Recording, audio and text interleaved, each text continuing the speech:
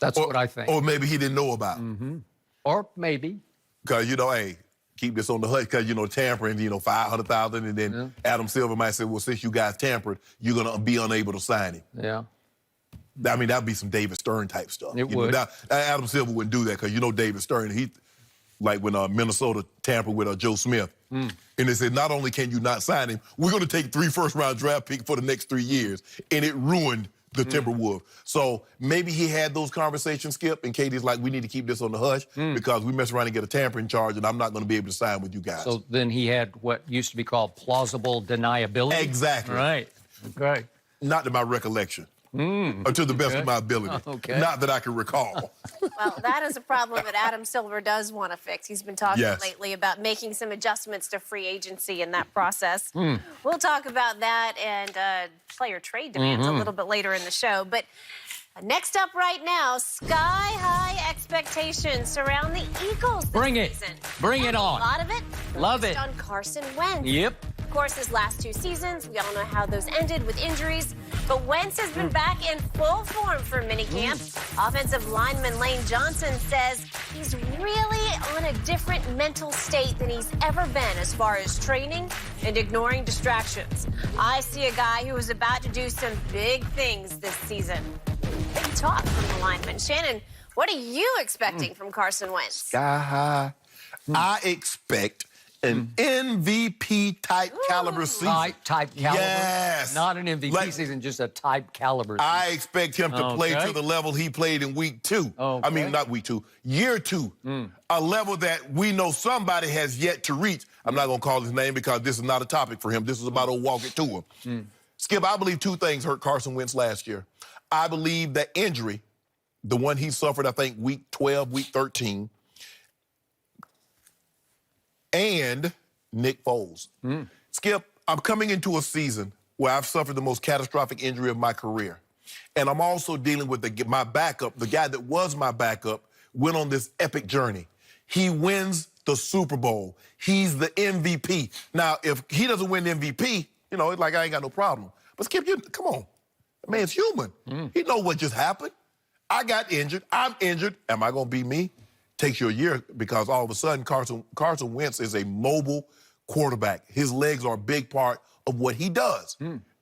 Can I drive the football? Can I get out of harm's way? Can I scramble with the ball? That's going through his mind. And at the back of his mind, maybe even at the front of his mind, man, oh, lucky Nick Foles won the Super Bowl. And I got to hear Skip Bayless and a lot of other pundits talk about that I shouldn't be starting. Foles should be starting, and they're better off with him in the starting lineup. So I think those things weighed heavily on his mind.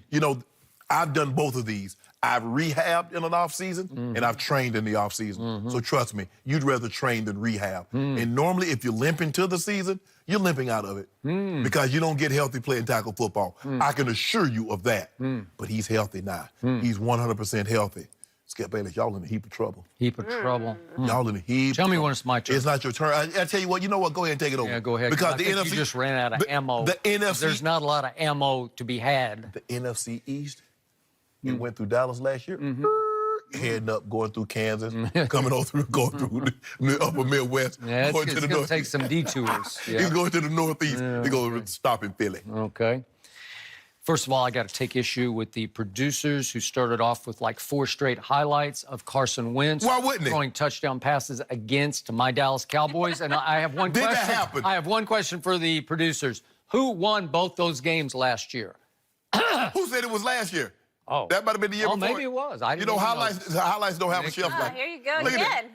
Show them again. Salt in the wound. Oh, but that's nice. Okay, you can have that one, and you can have that one. Wow. You can have all of these. Have another one because you took the L. You lost twice to the defending You can't prove it. champions. You can't prove it. Look at this. Look at Skip. Who won the division last year? I think Dallas did. You won't win it this year, though. You know what? Get used to that right now because you're not going to Get see used much to that. of it. Yeah. Byron Jones chasing, like rerun behind that truck on what's happening. Now, for my answer to this question. What do you? I actually feel sorry for Carson Wentz. Why? Well, almost. I almost feel Yeah, sorry. whatever. As much as I'm capable of getting close to feeling sorry. You're on the verge. Because he has the weight of the NFC East world on his shoulder pads now, and especially the Philly Nation world, and it is a loud, strong world. It can be a vitriolic world. And he is going to be expected to take back over the East the way Nick Foles has taken over the last 2 playoffs, because that team rode the magic of Nick Foles into the last 2 playoffs, and one resulted in a Super Bowl MVP performance by Nick Foles and a championship over Brady and Belichick. And last year, if Alshon hadn't dropped a pass in New Orleans, I don't know. Maybe we're talking about he did it again to Tom Brady, Nick Foles. Maybe. I don't know. So now you throw Nick Foles back into a team that at the end of last year had built a shrine in their locker room to the Magic Man, to Nick Foles, a shrine. And he's coming out of an offseason in which the Philly Voice had an expose about how he lacked the leadership that people thought that he was displaying, that he's not what he appears to be, that he can be a diva and he can rub people inside the locker room and inside the organization the wrong way. So it was a bombshell expose. He's coming out of that, and you gave him back Deshaun Jackson. Ooh, DJ. I forgot about DJ. Explosive receiver in Philly history. Yep. Still one of the best deep threats in all of pro football. And he's back in his old haunt in Philly where he loved it, and he got pushed out the back door. And guess what else they gave him? Yep. $128 million. Something your Cowboys haven't given their quarterback that you say better. All right, good. So that heaps a little more pressure. Yeah, on no the more shoulder pressure. pads. And they gave him Josh Howard because, Jordan Howard, because Jordan Howard, his first 2 years in the league, went for 1,300 yards and 1,100 yards. So he's a big stud back. Nice running game. He's 6 feet, 225. Nice. He can bang it up inside. So now you've got a credible running game that you may or may not have had much of last year, right? Yep. So what's not, you added Malik Jackson to the defense, what's not to like? I mean, they're just positioned. Every time I look up, I see a power ranking that has Philly around 5th or so, 4th or 5th. Well, and Dallas is always like 15th or 18th or somewhere in the middle of the pack. Because you're average. Okay, we're average. I accept that right here, right now, because the pressure is on poor Carson Wentz. And I even just read Pro Football Focus ranked offensive lines, and Philly has the best offensive line in pro football. You seem surprised. Philly. You seem surprised. Really? Well, okay, so now you got an offensive line, you got your running back, you got your wide-out deep threat. What is left except you got to go do it? The division. Right?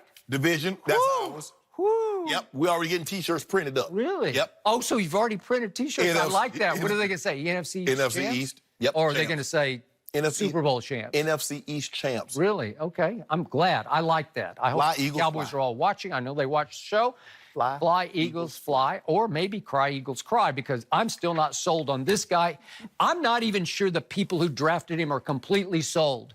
Howie Roseman. They gave him $128 million. They better be sold. You know why? Because pride goeth before the fall. That's what the good book says. I know your team Pride not- goeth I know your before the team fall. not Because sold they on your put guy. all their pride. No, we're talking about your guy right now because he's the guy with the heat on him. My guy didn't have that kind of heat on him. Of course not, because there's no expectation. Thank you. They already know the Thank you. ceiling. I agree. They already know. I agree. Make my case. They already Keep know. going. Keep Skip. going. Thank you. Skip. They Love already, it. They already know he can't break the glass ceiling. Yeah. They already know he gonna bump his head on the ceiling and come right back down. So Carson Wentz can bump his head and crack through it. Howie Roseman goes home every night, puts his head on the pillow and looks up the ceiling and starts staring and blinking, thinking, I don't know. I'm not sure. I'm not sold. No. I don't know, but I can't give up on the guy because we traded up to get him. And we put all this cash in him because we have to look like we believe in him. We have to prop him up and try to make him re-believe in You ain't himself. got to do anything. Really? This is what we know, Skip. You're right. They traded up. So they have every reason to keep him because they got so much invested in him. But you guys got a guy in the 4th round. He won the job. He started every game. Yeah. He's won the division twice. Why hasn't he gotten his money? Overachiever, overrated. Because they don't believe in him. Overhyped. They don't believe in him. Yeah, they don't believe in him. All I know is I believe in him. No, well, you ain't Till got no death money. do I part. Well, you got $120 million in your back pocket. I don't, but I believe in him. And you know what? He's doing okay because they did go get him Amari Cooper mid-year last year, and all of a sudden, Amari's having a whole offseason with Dak Prescott. Who knew? What we gonna do about those 70? What we gonna do about those 70 yards he had over the last 3 games? I don't know. We gonna talk about that? That's what Amari Cooper had last 3 games. 70 total yards. How did they go 7-1 down the stretch after he arrived? Zeke was a monster. I don't know. Zeke was a monster. Okay, interesting. Except I gave you the other day, we went over. Dak was top 5 in every stat in the last 8 games. Every stat in the league. And Zeke was what? I don't know how. Zeke was number 1 in every stat when it comes to running back. Okay, well, he's on my team. Does he count? Do I get to use his yards? Is it like fantasy football, except I don't get to count Zeke? No. But I'm just trying to help you understand why one guy has a lot of expectations and expected a lot, and the other guy can just turn around and hand it off. Okay, so we added Randall Cobb. Oh, my goodness. Who once upon a time was that guy up in Green Bay's favorite target. I don't know. Randall Cobb, D-Jack. Yeah. Randall Cobb, D-Jack. I'll take D-Jack. I'll take Randall Cobb every time in the slot for what the Cowboys need him to do as the new, better Cole Beasley. I'll take him. I'll take him. And tight ends. I got Zach Ertz, whose wife, Julie, just helped the U.S. women's national team win the gold. Yeah. Her husband. Yeah. Mr. Julie Ertz. I like that. I like that. And you got Jason Witten. Advantage, Miss Julie Ertz. I do have Jason Witten back in the fold, back in the locker room, back in the huddle, leading, setting examples, Hall of Fame bound. Woo! Skip. Yeah? First of all... Wait, between Jason Witten and Zach Ertz, who's the more likely Hall of Famer? No, wait. Well, I'm just asking. No, who's the more likely? Hall of Fame tight end? He's on a trajectory to get there as well. Is he? 116 catches. Yeah. Broke your guy's record, didn't he? Can we do a very future case of do on that? No. Okay, I'll take that one right now. You want to take the guy that already got like 1,100 catches? Okay. 11,000 I will take that. And by the way, we did bring back DeMarcus Lawrence. Then we went and got Robert Quinn on defense. We got George Iloka at safety. And all of a sudden, I'm loving my defense. What you call him? He's not gonna beat the other guy. What's the safety that you we got a case to do on that. What's the safety name? Xavier Woods? No. Oh, Jeff Heath. Yeah, Heath. Oh, okay. He's not gonna beat Heath out. Okay, Jeff Heath gonna hold that roll down. We got a case to do on that. Yeah. Okay, I'm good. But again, all this adds up that my guy has a better, actually has a better team between the lines than your guy does, but nobody's seeing that. Nobody gets it yet, and I feel sorrier. Now that I speak it into existence, it feels worse and worse for your guy. He's in a can't-win situation. I love how you do that with your pen, how you just do all that circling, and how you add things up. Yeah. I'm looking at it adds up to 9-7. Really? 9-7? No, yeah. The Cowboys, 9-7. You know what it adds up to? Super Bowl, here we come. You're not going to no Super Bowl. Yeah, we are. I mean, think about it. That don't even now sound we right. get to lose to Tom Brady in the Super Bowl. That doesn't even... We get to. I already predicted it. We get to lose to Tom Brady in the Super Bowl. Let's see.